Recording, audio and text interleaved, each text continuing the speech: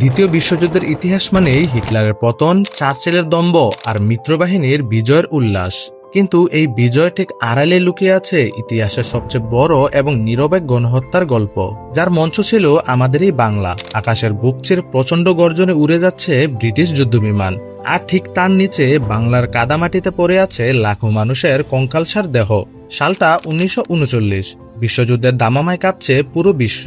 British ভারতের পূর্ববঙ্গ অর্থাৎ আজকের বাংলাদেশ তখন কেবল একটি সাধারণ প্রদেশ নয়, বরং মিত্রবাহিনীর কাছে হয়ে উঠেছে সমগ্র এশিয়ার সবচেয়ে গুরুত্বপূর্ণ সামরিক কেন্দ্র হিসেবে। উপমহাদেশের মোট কৃষিজমির প্রায় 75 ভাগ জুড়ে ধানের চাষ হতো এই বাংলায়, যা একে পরিণত করেছিল এক বিশাল খাদ্য ভাণ্ডারে। কিন্তু এর চেয়েও বড় কৌশলগত গুরুত্ব ছিল বঙ্গোপসাগরের নৌপথ এবং চট্টগ্রামের ভৌগোলিক অবস্থান। বার্মা বা আজকের মায়ানমার দখল করে জাপানি সামরিক বাহিনী যখন দুর্বার গতিতে ভারতের দিকে ধেয়ে আসছিল, তখন তাদের গতিরোধ করার জন্য আসাম, ইস্ফল, কোহিমা এবং পূর্ব ভারতের অন্যান্য ঘাটিগুলোর পাশাপাশি বড় ঢাল হয়ে দাঁড়ায় আমাদের এই চট্টগ্রাম আর ঢাকা। শান্ত নিবৃত্ত এক জনপদ চোখের পলকে পরিণত হয় এক বিশাল রুদ্ধশ্বাস সামরিক যুদ্ধ শিবিরে। জাপানের আগ্রাসন ঠেকাতে চট্টগ্রামের পতেঙ্গায় রাতারাতি গড়ে তোলা হয় ব্রিটিশ রয়্যাল এয়ারফোর্সের 166 নম্বর উইংয়ের এক বিশাল বিমান ঘাঁটি। আমেরিকার 4th কমব্যাট কার্গো গ্রুপ এই ঘাঁটিটি ব্যবহার করতে শুরু করে। পতেঙ্গার মাটি কাঁপিয়ে আকাশে ডানা মেলে মার্ক টুপি 47 থান্ডারবোল্ট আর হ্যারিকেনের মতো ভয়ঙ্কর সব যুদ্ধবিমান।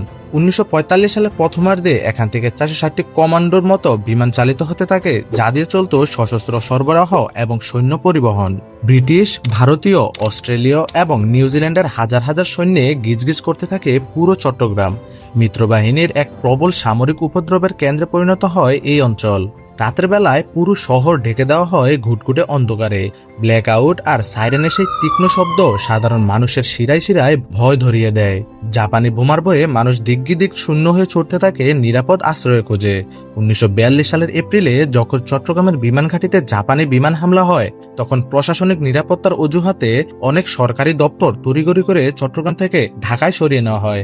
চট্টগ্রামের মাটিতে আজও সেই মিত্রবাহিনীর নিহত 715 জন সৈন্যের কবর এক নীরব সাক্ষী হয়ে দাঁড়িয়ে আছে।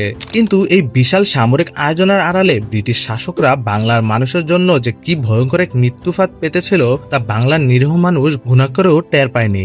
1942 সালের দিকে জাপানিরা যদি কোনোভাবে বাংলায় ঢুকে পড়ে, তারা যেন স্থানীয়দের কাছ থেকে কোনো খাবার বা চলাচলের বাহন না পায়। সেই খোরা আর অমানবিক যুক্তিতে ব্রিটিশ প্রশাসন সর্বত্র চালু করল ডেনায়েল পলিসি বা প্রত্যাখ্যান নীতি। তারা বাংলার বিস্তীর্ণ উপকূল থেকে লাখ লাখ টন চাল জোর করে বাজেয়াপ্ত করে নিল।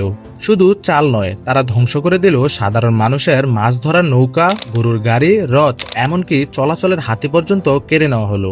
এক রাতেই চট্টগ্রামের হাজার হাজার জেলে আর কৃষকের পেটে লাথি পড়ল। তাদের জীবিকার একমাত্র সম্বলটুকু কেড়ে নেওয়া হলো। ব্রিটিশরা তাদের নিজেদের সামরিক স্বার্থ রক্ষার্থে পুরো একটা জাতির মেরুদণ্ড ভেঙে দিল, কোনো গুলি না চালিয়েই। গরিব কৃষক আর শ্রমিকরা এক রাতেই একেবারে নিঃস্ব হয়ে গেল। ঠিক এমন চরম সময়ে যেন প্রকৃতির অভিশাপ নেমে এলো। 1942 সালের মে এবং জুন মাসে বার্মা এবং সিঙ্গাপুরের পতন ঘটল। বার্মা থেকে বাংলায় যে বিপুল পরিমাণ চাল আমদানি হতো, তা রাতারাতি পুরোপুরি বন্ধ হয়ে যায়। অক্টোবরে দক্ষিণ বাংলার বুকে আশ্রে পড়ল এক ভয়ঙ্কর ঘূর্ণিঝড় আর জলোচ্ছ্বাস। কিন্তু এরপরেও বাংলায় যে চাল মজুদ ছিল, তা দিয়ে হয়তো এই গুরুতর বিপদ পার করা যেত। অর্থনীতিবিদ অমর্ত্য সেনের গবেষণায় দেখা যায় তখনও পর্যাপ্ত খাদ্য মজুদ ছিল। কিন্তু ব্রিটিশ সাম্রাজ্যের লোভ আর নিষ্ঠুরতার কোনো সীমা ছিল না। সাধারণ মানুষকে না খাইয়ে রেখে সেই চাল তারা তুলে দিল নিজেদের সৈন্যদের মুখে, আর জাহাজ বড় অব্যাহত রাখল চালের বৈদেশিক রপ্তানি। অতঃপর শুরু হলো 1943 সাল, বাংলার ইতিহাসে যা এক চিরস্থায়ী ক্ষতের নাম, যাকে আমরা 50-এর মনন্তর হিসেবে জানি। ডেনায়েল পলিসি আর যুদ্ধকালীন মুদ্রাস্ফীতির কারণে চালের দাম এমন অস্বাভাবিকভাবে বেড়ে গেল যে সাধারণ মানুষের তা কেনার কোনো উপায় রইল না। গ্রামের পর গ্রাম উজাড় করে মানুষ শহরের দিকে ছুটতে লাগলো একটু ফ্যানের আশায়। ঢাকার রাস্তা, কলকাতার ফুটপাত ভরে গেল কঙ্কালসার মানব দেহে।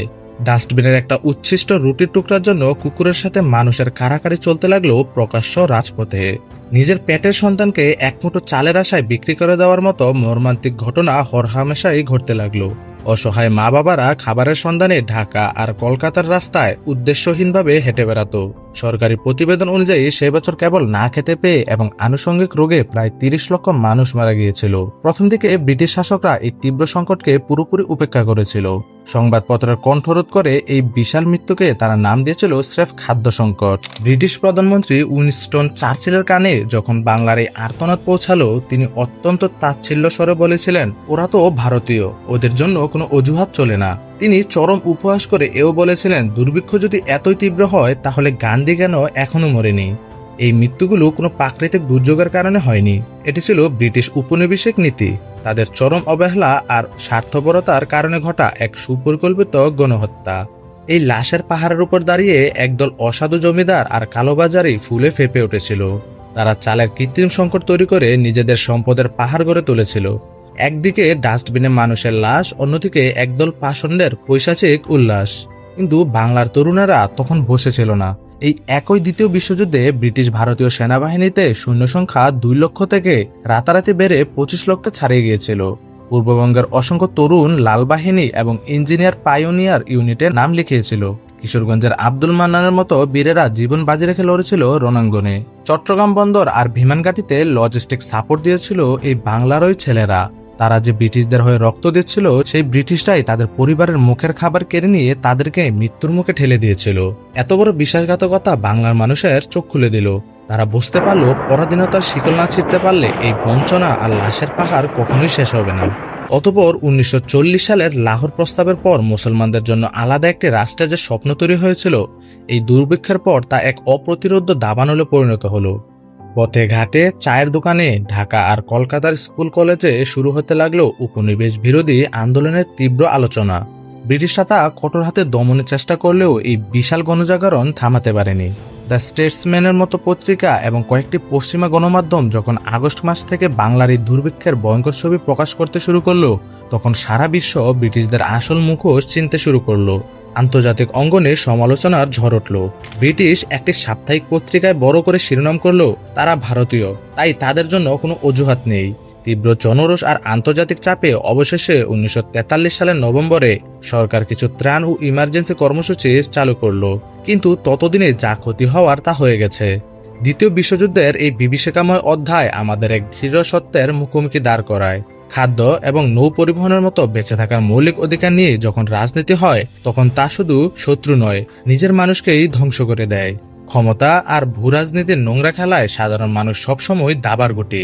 কিন্তু সেই গুটি যখন দেওয়ালে পিঠ থেকে গিয়ে ঘুরে দাঁড়ায়, তখন শতাব্দীর পর শতাব্দী টিকে থাকা সাম্রাজ্যও তাসের ঘরের মতো ভেঙে পড়ে। আজ আমরা স্বাধীন দেশের মাটিতে দাঁড়িয়ে শ্বাস নিচ্ছি, কিন্তু এই মাটির প্রতিটি ধূলিকণায় মিশে আছে সেই ৩০ লক্ষ মানুষের দীর্ঘশ্বাস, যাদের জীবন কেড়ে নেওয়া হয়েছিল এক নিষ্ঠুর যুদ্ধের বলি হয়ে।